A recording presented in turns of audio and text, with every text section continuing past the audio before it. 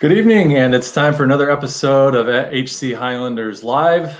I'm Jason Muker, Associate AD for Compliance and Communication, joined tonight by our AD, Matthew Webb. We're about a month into school. Things going pretty steady here with across campus on the academic side, obviously. The new adjustments continue. I think as people are getting used to it a little bit, faculty, staff, students. We're about 3 weeks into practices as well. I mean, our teams are adjusting to that. If you go online to our website and to some of our social media accounts, you'll get some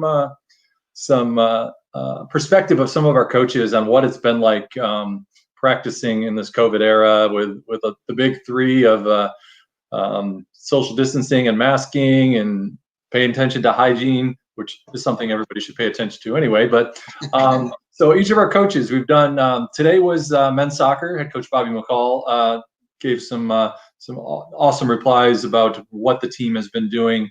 Yesterday, Josh Tompkins for volleyball, and then we're going to do the rest of our fall sports throughout the rest of the week. So I just encourage you to go check those out and see the perspectives of our coaches on what the experience has been like practicing in these new ways for our fall teams, and our spring teams have been practicing as well, and winter teams. Men's and women's basketball start tomorrow.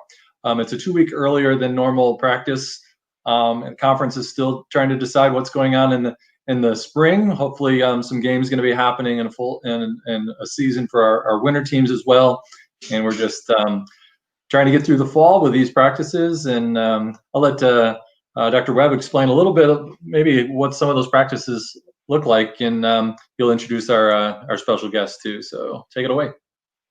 Yeah, thanks, Jason. So, like Jason said, all of our teams are practicing now, and the last team to start is our last program to start, our men's and women's basketball, which will start tomorrow, 6 a.m. For the men's team will be their very, very first practice. So they're excited. I know they're ready to get going and start doing things as a team. So, yeah, we're nearing halfway through the semester, and things continue to be going well at Houghton. No COVID cases. We're very, very fortunate that way. You hear the news across the country of cases coming up and institutions having to respond in a variety of ways, whether it's quarantining a number of students or sending everybody home to finish remotely. We've not been faced with that. So we're really, really fortunate. Our students are doing really, really well. I was very encouraged just 2 days ago on Tuesday. I spent some time with our Student Athletic Advisory Committee, SAC, and just wanted to get some feedback from the student athletes as to sort of how things were going from their perspective. And for as inconvenient and irritating as it might be to wear a mask while practicing and competing, the overwhelming sentiment was, but if that's what we need to do to be able to practice, that's just an inconvenience that we can put up with. Sort of this idea of, as some of our coaches have been preaching to the athletes, that the idea of a minor sacrifice for a greater good. And so, we're buying into that really well. And I continue to just be really proud of how our athletes are doing this. And, it is weird. I look out the window, and I think I've said this every time on this program, but I look out my window and I see our athletes wearing masks, and it just strikes me as pretty bizarre, but they're doing it. And we're making strides. We're moving forward through the phases of sort of re-socialization into the teams, and the students are doing really well. So we continue to prepare for the spring with full intent and hopes and an intent of having our seasons, and we're putting things into play. And the NCAA continues to come out with sort of additional information and protocols for how things are going to need to work. So we're just continuing to work hard as we continually get information. As all of you would understand, we get more information, all the time. And so as we get those things, we implement that. We maybe adjust our policies to comply with what we need to be doing. And so we're just putting all our efforts right now into being ready for the spring in terms of when that comes and being able to compete with our athletes. So at this time, I want to introduce our guest. Dillon Bell is a senior cross-country track and field athlete with our men's cross-country track and field program. And so thanks, Dillon, for being here with us tonight. And why don't you start by just sharing with us maybe how you ended up at Houghton? Maybe a little bit where you're from, how you heard about Houghton, how you ended up here and joined the cross country track and field team. Sure. Thank you for having me. I'm actually from Bethel, Connecticut, so about just over 5 hours away. I'm really close to the New York border, actually, but as we all know, New York's a very large state east to west, so it's just over 5 hours. And I started my college search probably around junior year, just looking at some Christian schools and then some secular schools, specifically like the state schools around me. And I found Houghton through research, just looking at Division III schools that had a business program that I might be interested in. This was all just very preliminary stuff I was thinking of junior year. I had interest in cross country and track, but then also, even if I wasn't doing a sport, I would like a program that had sports prevalent. And I ended up going on a visit, the October, I believe, Columbus Day weekend visit that they have a pretty big one most years. And just a couple weeks before the event, I had actually already RSVP'd and I was coordinating with my parents how I was going to get there. I had realized that some old family friends that go to my church, one of them was a freshman at Houghton. I go to a pretty big church, so it's not that we weren't close friends anymore. But he was a freshman at Houghton, and his brother, who was a senior in high school, so a year older than me, was also going on the visit. And then we had later convinced another one of my friends, Christian Arbor, who had actually just graduated last year, who was also a senior at the time. So the three of us all went with his parents up for the Columbus Day weekend visit. I got to meet Coach Hager in person. We had exchanged a couple emails maybe from the questionnaire that I had filled out. Mm-hmm. And I got to meet some of the seniors or juniors and sophomores. I don't think they had any seniors at the time. So I got to meet Matt Kostomsky, Tyler Duschel, some bigger names in the program from like the earlier recruiting classes of Coach Hager. And I got to meet some of the big names in the business department, like Professor Bates back in my junior year of high school. He was the head, I believe, as well as some other professors. And I had talked to some professors about marketing and maybe management. And I had just kind of seen myself at Houghton even way back then when I did not have any short list by any means. I was still looking at some big schools where I would have been one of 20,000 versus one of like 900 to 1,100. And so I visited junior year. I ended up whittling down my schools to just 2 schools by a year later, just Eastern Connecticut State if I wanted to stay closer to home, or Houghton if I wanted that intentional small school, Christ-driven, and then the sports as well, which I had made the connection with Coach Hager and then my friend that ended up committing, Christian Arbor, the next year. So I went for Accept Students Weekend and had an overnight, or I guess the Columbus Day was overnight as well, but I had the overnight for Accept Students Weekend, and I had met with President Mullen and her husband at an event. We sat together at the breakfast, and I got to talk to her about Houghton, and I got to talk to Coach Hager some more about the team, and then visit with some other freshmen like Tristan Gleason, who's a senior now. We visited the same weekend, and we're hanging out that weekend, and I just more so saw myself there. I didn't even have to take the second visit at Eastern Connecticut State. I kind of committed on the spot. I was like, let's do this. See you in September, basically, or August for preseason. That's awesome. So it sounds like, and we know this from experience, but it sounds like the visits, pretty much 2 visits you had, were really key factors in you choosing Houghton, meeting the team, meeting Coach Hager, sitting at a table with President Mullen and her husband, getting connected to the school and meeting other recruits that were going to end up coming to Houghton as well was a key factor in you making your decision. For sure. And like you said, meeting some of the big names of, track and field, cross-country program in the business department. So are you still a business major? I mean, just because you were interested in business when you came doesn't mean you stayed that, but you're still a business major? Yeah, so I was kind of looking at business administration, but also sports rec and management my freshman year and then my senior in high school. I've now transitioned to business administration and human resources management, which is a major they added my sophomore year here. And then I slid sports ministry in as a minor because I really do like the idea of using ministry to connect with other people via sports, which I've done in the past.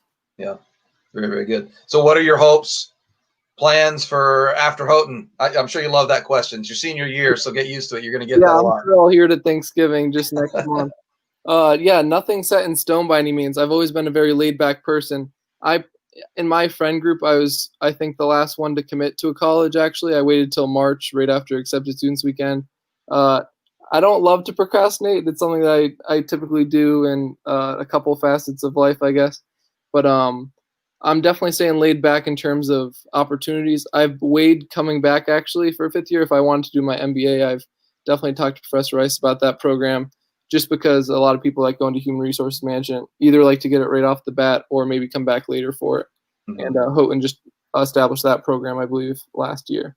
So I've thought about that. I've thought about staying in the area of Western New York maybe for a year, look for a job maybe out here, or move back home to Connecticut and wait out a year there, because I got some unfinished business around here, I guess.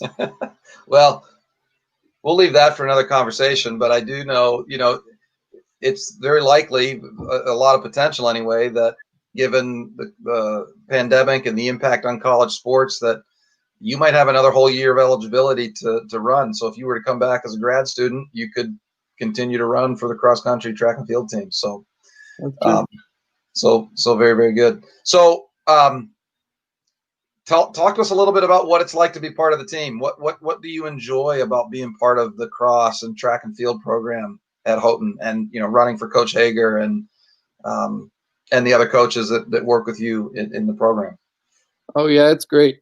I'd say it's changed a little bit from freshman year coming to senior year in terms of perspective, but ultimately it's been the epitome of what you'd call a family group, or I guess the best way to compare it is what Coach Hager's fostered within the team versus my high school team, which was a little bit bigger, a little bit more like don't run if you don't want to, just show up for the race on whatever and run, and then just hang out with the friends.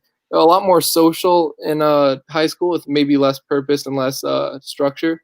But Coach Hager's got a weekly plan. We all trust him in terms of he looks at what we did the previous week. Sometimes he has to get on us for inputting what we did the previous week, so he can now look at it on his screen. And he gives us the training for the next week, and he keeps us challenged with the miles we run, especially for cross country, where it's more important to establish a base of maybe heavier miles on weeks where you're not running 2 workouts if you're not running a race that week. And so I'd say that environment of structure, and then the family connection that comes within it, where we're all really close to each other, just because we do stuff outside of practice together, whether it's the daily meals or going off campus together on a typical year, maybe to hang out at one of the local restaurants, or go to the store after a meet, get some more supplies. So I think the camaraderie, and even the boys and girls team that has it together, which I wouldn't say we did in high school, I think Coach Hager's fostered that by even inviting us over his house, usually once a semester, like once for the cross country and then once for the track team for trivia. So I'd say that it's a team environment that I'm very comfortable in, and I'm very challenged in, both physically and then socially. And I love to be social, so it's great getting to know everyone and seeing everyone on a daily basis, whether it's in class or in the dining hall or somewhere in between. So let's talk about this year a little bit. Obviously, it's different. I mean, you're out there running every day wearing a mask and not competing against other institutions, no competition this fall. It's easy to identify the frustrations and what's different. But I want to phrase my question a little bit more, instead of like, what are you most frustrated with? But what do you miss the most right now about maybe the normal routine? And I don't know if you've ever really thought of it this way, but what do you see as some of the positives that can come from sort of how we're doing sport this fall? So maybe to reflect, what are you missing about the normal, but what do you see as some positives that can come of this? Yeah, I can definitely think of one of each right off the bat. I'll start with the struggle is just putting on the jersey and the short shorts, putting on spikes. I haven't put on those yet this semester, and just going to another place. I love an away meet, going on a bus together, join our circle and chanting that we're running for God, and that we're about to put on a display of craftsmanship and good sportsmanship as we race other schools, some familiar faces from the conference, from the local Rochester or Buffalo area, and then just having a meal on the way back usually, and I just love the away meet culture. Like even not it being an overnight, because that's very rare for cross country. A lot of the races we go to are maybe an hour and a half or 2 hours away. But I'd say donating the sports kit with the spikes included. The closest thing I've gotten to that is I put on the track spikes when we had our inter squad staggered mile race, which I thought was a lot of fun, and we all surprised ourselves with our fitness, I feel like, because usually running those heavy miles in cross country, you're faster at the longer distances, not necessarily in your best shape for the mile, but Coach Hager keeping us on our toes with the time trial is definitely a highlight early. But I'd say the pro in general that we've had due to this COVID-altered year or season to date anyways, is that we knew back in March that nothing was a guarantee. We're not guaranteed a season as July hit, August hit, and preseason ended up being kind of scrapped or at least altered, and then the Empire 8 season was canceled. It gave us the time to work on more mileage, and that's an opportunity that you don't really get in a normal summer season because you're thinking about, oh, how can I get in shape for August, get in shape for September, race shape, rather than improvement shape. So I can already say that in comparison to last fall, I'm in a better shape and better fitness level aerobically by a pretty significant margin, because I was able to hit certain levels that maybe I was plateauing at, let's say 50-mile weeks or 55 back in like track season, and then I hit a couple 70-mile weeks over March and April, and then again in July, August after a short build up in June and July. So just the ability to hit new highs, that'll launch me even farther and launch us. I know it's been the story for a lot of my teammates as well. Yeah, that's good. That's consistent with, well, the cross piece, the mileage piece, very, very specific to your sport. But I know in talking with a few other athletes, what I'm beginning to hear that they miss the most is more just the opportunity to be together as a team, because outside of it practice, there's not nearly as much opportunity to hang out, be together, be on a bus, spend the whole day with the team, out to dinner. That element is, that's what's missing right now, is obviously the love and the passion for competing, but just sort of being together more than just 2 hours at practice. Those extended trips are really invaluable. Those create a lot of memories, I know, for the athletes. And then the pros, I think, I'm hearing it too, and I heard you say too, and also like sort of thankful and appreciative that we can do what we were able to do. A lot of places actually not able to do even what we're doing, for as limited and restricted and needing to be spaced out and wearing masks and all of that. It's definitely not the norm, but there are places where they've had outbreaks of COVID and have had to send everybody home or had to shut down athletics altogether, and we haven't had to do that because things have been going really well. So I think we're pretty fortunate that way. So I agree with that. Yeah.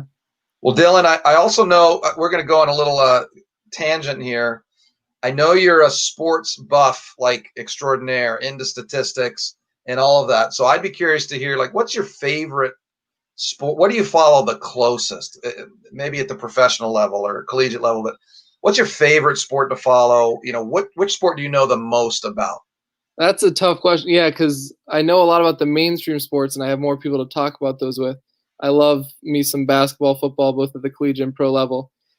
Some other sports that some people don't follow as much, but I know you probably do, at least a little bit, is tennis. I get into tennis a lot.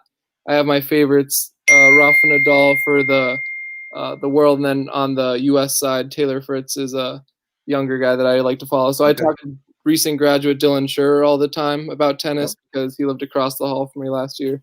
I talked to some of the younger guys like Micah Schilke and even some of the guys that were in my grade, like Ethan Young. We talked tennis, watched like the U.S. Open, which is always in the beginning of the semester, and then over the summer we'll Snapchat each other what's happening in Wimbledon, the French Open. So I'd say tennis is probably my non-mainstream sport that I follow the most. So talk to me about Djokovic's getting ousted from the U.S. Open this year. What'd you think of that? That was something else. I've not seen something like that in my lifetime. The closest thing would be when Serena Williams got a couple of points against her for something else, but this was a straight up default. I've heard of like maybe Jimmy Connors and some other hotheads getting in the face of refs, but this was even separate than that. For those of you that don't know, he in frustration hit a ball and it hit a line judge in the throat. And the rules state that you get defaulted or disqualified from a match / the tournament, which this was a huge one of the big 4 tournaments since it struck her. And he was the number 1 seed in the tournament. There was no Rafa Nadal, who didn't enter due to COVID concerns, and no Roger Federer because he was undergoing surgery. So that was Djokovic's tournament to lose, and he lost it without losing. And he did. Well, I shouldn't laugh. It's not. I mean, it's really interesting. It's very clear in the rules that's a default, intentional or not. It was also pretty obvious it wasn't intentional. Yeah. Well, it was intentional that he hit the ball, but he wasn't trying to hit the line judge. Yeah. So it was really an unfortunate thing. And who won it? Tice ended up winning. Yeah, right? Dominique Thiem. And his first Grand Slam. You can't help but think that Djokovic was the. I mean, he probably would have won. I mean, and he's in great form. Open the door for Tice to get to the final and win it. Yeah. Yeah. So we'll finish up here, but I need your take. Who do you root for in the NBA, and who are you picking for the NBA Finals, Miami Heat or the LA Lakers? Yeah, so I'm an Orlando Magic fan. I actually grew up in Orlando for the first 8 years of my life. They got to host the finals this year. That's where it'll be. They got to host the finals, yeah. Disney World, just 10 minutes away from their Amway Arena, just 10 minutes away at Disney World. So yeah, I follow Orlando. They got in and got bounced rather quickly. So I don't especially like the Heat. That's probably our closest rival. Although rivalries in basketball are usually more star-based, not location-based compared to some other sports. As for the finals, then the Heat are a real fun team to watch. Watching Bam grow up from his Kentucky days, Tyler Hero being an impact rookie. I like the Heat, Dragic and Butler, to take over the Lakers in 6 or 7, call it team basketball. If it goes 7, that's going to be hard to beat LeBron. So my heart's saying Heat in 6, but my mind might be saying Lakers in 6. Wow, 7 if it's 7. That's interesting. Well, I'm having a hard time because I'm a diehard, lifelong Celtics fan. I lived in Boston when I was a kid for a few years, and I went to John Havlicek's last year, his birthday. My uncle took me to the Boston Garden, the old Boston Garden, and so I grew up on the Larry Bird, Kevin McHale, Robert Parrish. ML Carr would be a name a lot of people wouldn't know, but ML Carr is one of my favorites because he was the speaker at my church youth basketball league banquet. And I got an award, and he was the one who gave me the award. And I was just like, this is a Boston. ML Carr is famous for sitting on the bench and waving his towel, celebrating what's going on the court. He didn't play a lot. That was, yeah. But I shook his hand, and I got an award. And my award was the sportsmanship award, which really was, you're a really, really good kid who just doesn't play very much for the team. So, but I love that award because ML Carr gave it to me. But the Heat beat the Celtics, and Eastern Conference Final. That was a man. I couldn't get over Jason Tatum. I love Jason Tatum, but he's not a closer. And ball in his hands at the end of quarters or the end of a half or game didn't go well. And for as much as Tyler Hero just drove me nuts, like these guys can play. And you're right, they're fun to watch. They're really fun to watch. I'd say a superstar void team, although close thing is Butler. Maybe Butler and Bam Adebayo is probably a rising star, and I think Goran Dragic is I think he's a great player. Yeah. I'm anxious to see the finals, and I'm probably rooting for the Heat, although I've usually hated the Heat. Same. The Celtics, and it's the Lakers. So being a Celtics fan, that's the ultimate. Yeah. Like I can't root for the Lakers, so I'm rooting for the Heat too, but I don't. I think my head says Lakers are going to take it, but I guess we'll see. We'll find out tonight. We'll see. Tonight's game 1. Yep. Well, Dillon, thanks for joining us tonight. It's been a pleasure having you, and I appreciate your insights into sort of what's been good and what you're enjoying about the cross country track and field program. And we saw a comment there a little bit earlier from Coach Hager's wife, obviously sort of piggybacking on my comment about. Hey, come back to Houghton one more year and run again. So, anyhow, thanks, Dillon, and have a good night. You too, sir. Bye.